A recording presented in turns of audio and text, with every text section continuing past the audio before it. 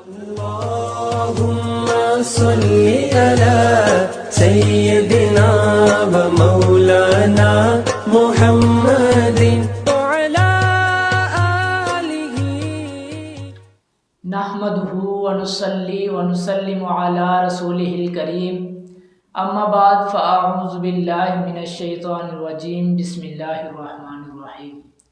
السلام علیکم ورحمۃ اللہ وبرکاتہ۔ امید کرتا ہوں کہ آپ سب خیر و عافیت سے ہوں گے۔ تو آج ہم نے جس عنوان پر گفتگو کرنی ہے وہ یہ ہے کہ ہمیں اللہ تبارک و تعالی سے سچی توبہ کرنی چاہیے۔ اور وہ کون سے ایسے خوش نصیب ہیں جنہیں دیکھ کر اللہ تبارک و تعالی مسکراتا ہے۔ مسکرانے سے مراد یہ ہے کہ اللہ تبارک و تعالی راضی ہوتا ہے۔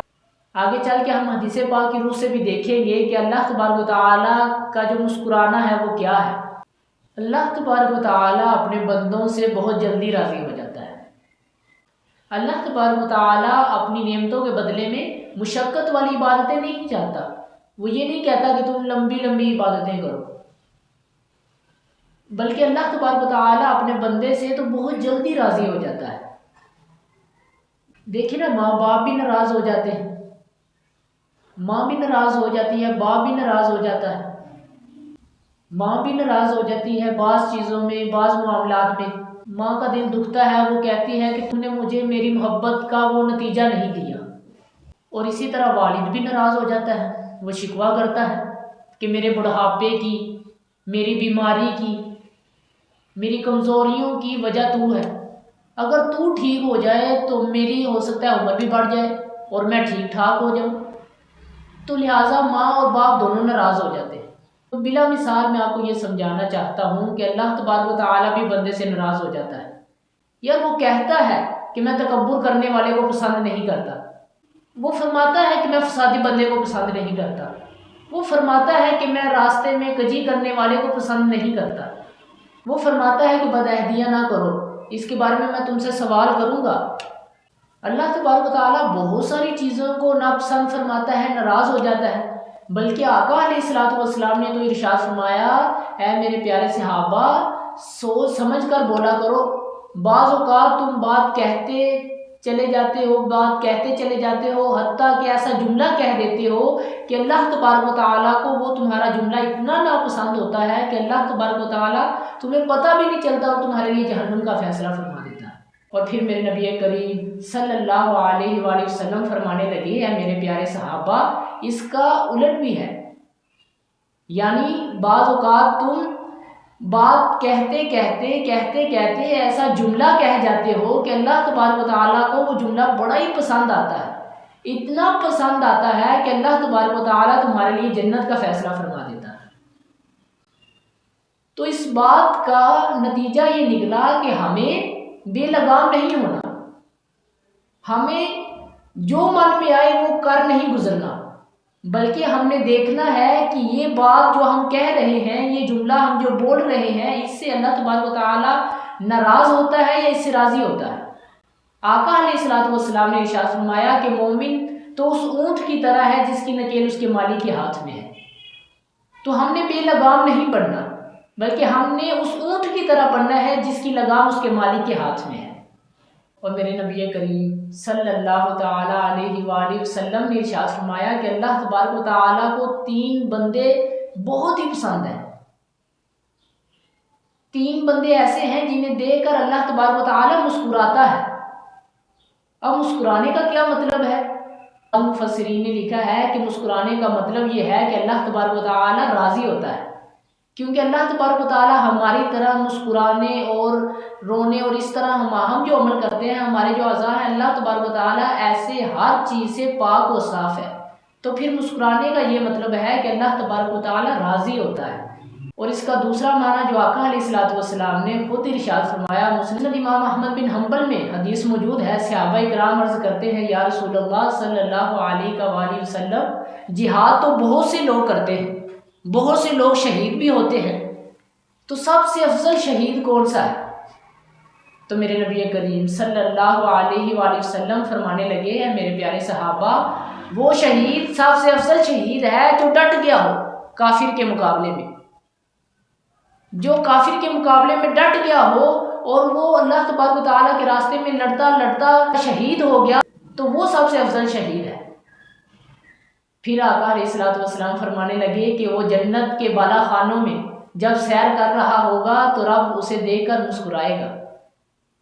اس کے بعد آقا علیہ الصلوۃ والسلام نے اس کا معنی بیان فرما دیا۔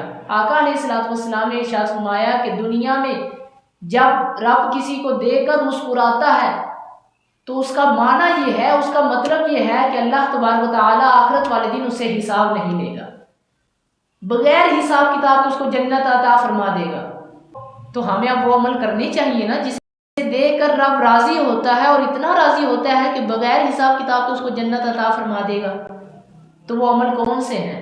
میرے نبی کریم صلی اللہ علیہ وآلہ وسلم نے ارشاد فرمایا کہ 3 لوگ ایسے ہیں جنہیں دیکھ کر میرا رب مسکراتا ہے۔ یا رسول اللہ صلی اللہ علیہ وآلہ وسلم، کون سے وہ خوش نصیب ہے جنہیں دیکھ کر رب مسکراتا ہے؟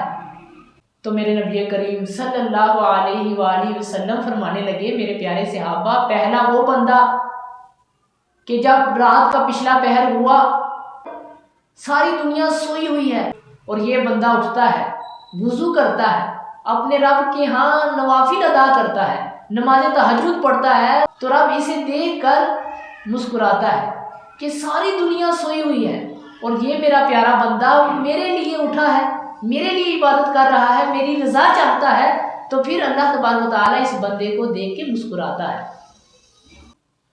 اور آقا علیہ الصلوۃ والسلام فرمانے لگے کہ جب تم لوگ صفیں سیدھی کرتے ہو، صف بندی کرتے ہو، تو رب کو یہ عمل اتنا پسند ہے کہ جب تم صف بندی کر رہے ہوتے ہو تو اللہ تبارک و تعالیٰ تمہیں دیکھ کر مسکراتا ہے۔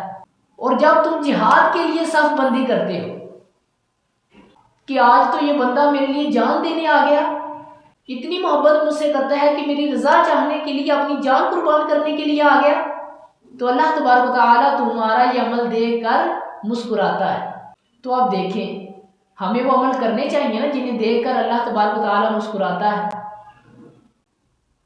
تو آج سے ہم نے خود سے، کسی سے نہیں بلکہ خود سے یہ وعدہ کرنا ہے کہ ہم رات کو اٹھ کر تہجد کی نماز ادا کریں گے، اور پھر دیکھیں دوسروں کی طرح نہیں بلکہ ذوق اور شوق کے ساتھ صف میں جب جگہ بنانی ہے، صف بندی جب کرنی ہے، تو ذوق اور شوق کے ساتھ، لگن کے ساتھ کہ بھائی میں تو وہ عمل کرنے لگا ہوں جسے دیکھ کر میرا رب مسکراتا ہے، میرا رب راضی ہوتا ہے، تو شوق اور ذوق کے ساتھ ہم نے صف بندی کرنی ہے جب نماز پڑھنے جائیں گے، تو کیونکہ یہ وہ عمل ہے جسے دیکھ کر تو میرا رب مسکراتا ہے، میرا رب راضی ہوتا ہے۔ اور میرے نبی کریم صلی اللہ تعالی علیہ وآلہ وسلم فرمانے لگے، تب اللہ تبارک و تعالیٰ بہت ہی زیادہ مسکراتا ہے، خوش ہوتا ہے، راضی ہوتا ہے کہ جب کوئی گناہ گار توبہ کرتا ہے۔ آقا علیہ الصلوۃ والسلام نے مثال دے کر صحابہ کو سمجھایا۔ آقا علیہ الصلوۃ والسلام فرمانے لگے، اے میرے پیارے صحابہ، ایک شخص جو صحرا میں جا رہا ہو اونٹنی پر، اور اونٹنی میں اس نے کھانے پینے اور پہننے کا سامان رکھا ہو، اور صحرا کے درمیان میں وہ پہنچ گیا اور اس نے سوچا کہ اب تھوڑا آرام کر لیا جائے، تو اس نے اپنی اونٹنی کی لگام کو پکڑا اور سو گیا۔ تھوڑی دیر کے بعد جب اٹھا تو اس نے دیکھا کہ اونٹنی غائب ہے۔ آقا علیہ الصلوۃ والسلام فرمانے لگے کہ وہ آگے گیا، پیچھے گیا، دائیں بائیں، اب صحرا اتنا بڑا تھا کہ پیدل باہر نکل نہیں سکتا تھا۔ آقا علیہ الصلوۃ والسلام فرمانے لگے کہ وہیں آ کر وہ لیٹ گیا اور مایوس ہو گیا کہ اب موت کے علاوہ کوئی اور چارہ نہیں۔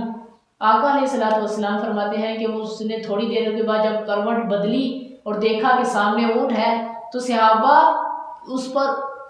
کو کتنا خوش ہوا ہوگا۔ صحابہ کرام عرض کرنے لگے، یا رسول اللہ صلی اللہ علیہ وآلہ وسلم، اسے نئی زندگی ملی ہے، اس کی خوشی کی تو کوئی انتہا نہیں ہوگی، وہ مر رہا تھا، اس کو ایک زندگی مل گئی۔ آقا علیہ الصلوۃ والسلام فرمانے لگے، نہیں، اسے کچھ بھی خوشی نہیں ہوئی۔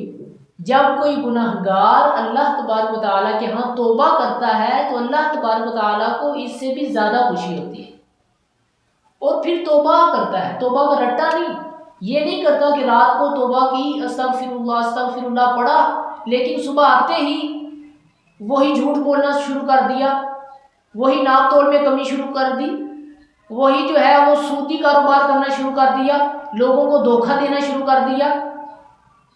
ایسی توبہ نہیں، توبہ کا رٹا نہیں، بلکہ جس نے سچی توبہ کی تو پھر اللہ تبارک و تعالیٰ اس سے اتنا خوش ہوتا ہے کہ اسے دیکھ کر مسکراتا ہے۔